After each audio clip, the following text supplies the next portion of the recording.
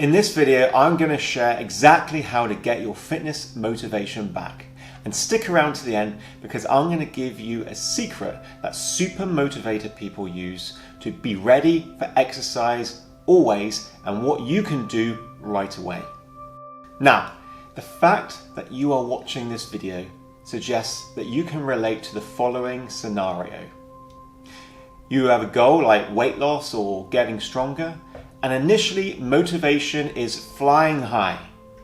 You've bought a new exercise gear, you've got your meals planned and your workouts scheduled for the week, and you're ready to go.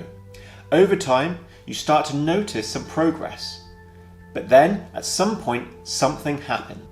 Some would describe it as your motivation wavering. You're not getting as good results as you once did. And this is what we're talking about here, that plateau moment. That moment when many start to falter and go back to their old habits. And it's at this point that you get desperate to get your fitness motivation back. Now, when looking at the fitness forums and the weight loss forums, the situation seems to be the same. And a common quote goes along the lines of, "I seem to have hit a fitness plateau and I feel really demotivated by this." So this becomes a cycle.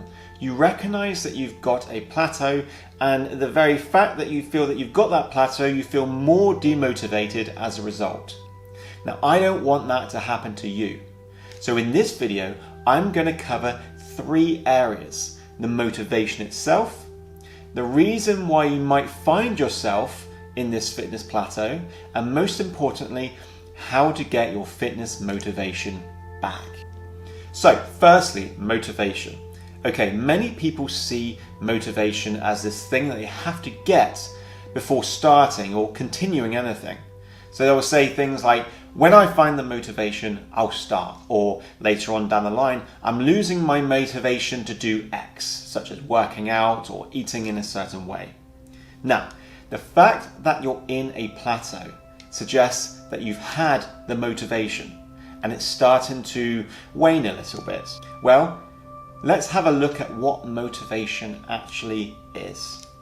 So the American psychologist John Marshall Reeves states that the definition of motivation is any internal process that energizes, directs, and sustains behavior. In the popular book by Daniel Pink called Drive, he states that there are 3 important factors for intrinsic motivation, and they are purpose, mastery, and autonomy. Now, at some point in time, when you're pursuing your fitness goals, you would have had ventured into those 3 areas. Purpose, you have a rationale for why you're doing what you're doing, and that's the goal. Mastery, you want to improve every workout you do or every meal that you've scheduled so it becomes second nature, it becomes a lot easier than the last time. And autonomy. One of the big factors for change is the level of autonomy, meaning the level of control that you feel in which you are deciding what to do. Now, it stands to reason that if you've plateaued, aspects of these 3 factors have become affected. So one option is to go watch David Goggins' YouTube videos where he'll scream at you with quotes like "greatness pours mediocrity into mud, get out of there and get after it," or "motivation is crap, it comes and goes, and when you're driven, whatever is in front of you will get destroyed." So these are very driven quotes. They get you up, they get you pumped, and they get you going. But the thing is, if you're plateauing, trying to push yourself into motivation doesn't always work. Motivation peaks and troughs. It's not an ever-present resource. Yes, you need to have that linchpin, and sometimes that comes from quotes. But also, it's looking at what might have got you into that plateau in the first place. And I state there are 3 common reasons why someone might be in a plateau. 1 is little progress, 2 is overtraining, and 3 is chasing an outcome that is too far into the future. Now, the first one, little progress. A common problem I see with clients, and when looking at forums or social media, when talking about diminishing progress, it tends to be in relation to the result they're looking for. Progress relies on you checking for what I call mini wins. And these tend to be behavioral in nature. If you planned on doing 3 sessions a week, for example, and you've done 3 sessions a week, celebrate that as a mini win. If you normally have loads of processed foods and for the whole week you only did 1 day, which is what we strive towards, that's a mini win. Too often we fall into the "are we there yet" mentality. This is where the only mark you look for is the outcome. Can I fill into the dress yet? Am I at this weight yet? Can I run 10k under 60 minutes yet? The problem with this is motivation needs feeding. It needs regular stimuli to inform that you are doing something worthwhile. If you are registering little progress, you have to ask, what are you monitoring to determine little progress is being made? And how often are you boosting your progress feed? The second one is overtraining, when you're doing too much and your body is basically screaming at you to stop. And what might come in the form of a sluggish workout, for example, you're feeling tired and that affects your performance. Or you're eating the same meal every single day and you're just like, oh God, I just need another meal other than plain chicken with vegetables. And the third one is chasing an outcome that's too far into the future. Now, if you weigh 100 kilos and you want to get to 85 kilos, that's 15 kilos weight loss, and that's not going to come overnight. So if your outcome is far into the future, then there is that chance that there's going to be moments when you've lost a fewer kilos 1 week, followed by only a couple of pounds in the next couple of weeks. And that's natural for the human body to go through at different rates of progression, whether it's for body transformation or it's if you want to improve your running time. And that can take time. But if you're not breaking that outcome down into multiple outcomes, and then it's really easy to fall into a plateau where there's nothing that seems to be happening.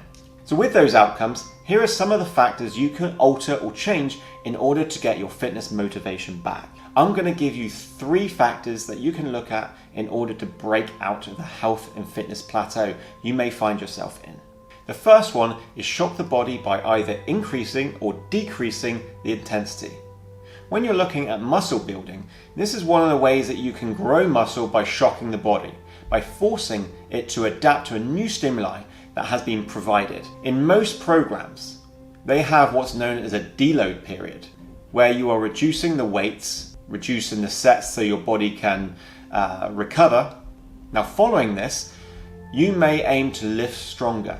If you are looking to improve half marathon time in running sessions, you can alter the intensity by trying to beat your previous time.